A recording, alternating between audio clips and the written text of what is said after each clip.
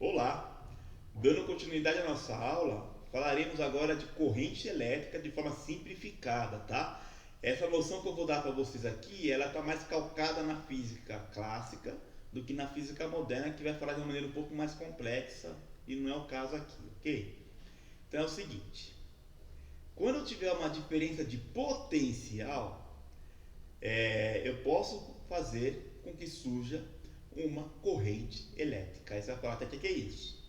Quando eu pego uma pilha e a pilha fala que ela tem 1,5 volts, e se você observar com mais calma, ela fala que ela tem um ponto positivo e um ponto negativo, o que é que está dizendo isso daí? Então, eu tenho uma parte da pilha que tem carga positiva, ou seja, tem mais prótons do que elétrons naquela parte da pilha. Eu tenho uma outra parte na pilha que vai ter carga negativa, ou seja, tem mais elétrons do que prótons. E eu tenho uma diferença entre as cargas e também vou ter uma diferença de potencial entre uma carga e a outra carga, tá?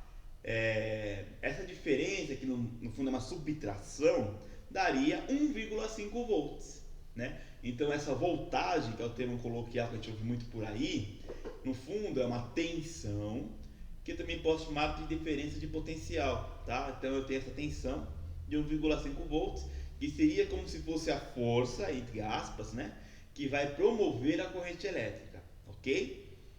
Como é que essa pilha promove a corrente elétrica? Se eu pegar um pedaço de fio e colocar de um ponto a outro na pilha, vai lá curto, mas no fundo você está gerando uma corrente elétrica, porque os elétrons que estão sobrando no polo negativo, eles vão, entre aspas, caminhar para o polo positivo buscando o equilíbrio, tá? Então é esse caminhar do elétron de um ponto até outro que eu vou chamar de corrente elétrica. Entendo que isso aqui é uma simplificação, tá? Mas imagina que eu estava caminhando de maneira ordenada no meio do material condutor, porque se o material for isolante, ele não vai permitir, de fato, que ocorra uma corrente elétrica, ele vai barrar o trânsito de elétrons, tudo bem? Para calcular a corrente elétrica, a gente pega a corrente elétrica igual a carga que está em trânsito. Lembra que o elétron ele tem uma carga negativa, né? Então o elétron vai sair com uma carga e vai carregar essa carga até um outro ponto. Então é a carga que está em trânsito dividido pelo tempo que demorou para chegar de um ponto até outro, tá bom? Ali é a carga total, né? A carga só de um elétron, né? Porque são vários elétrons saindo de um ponto para outro numa corrente elétrica, ok?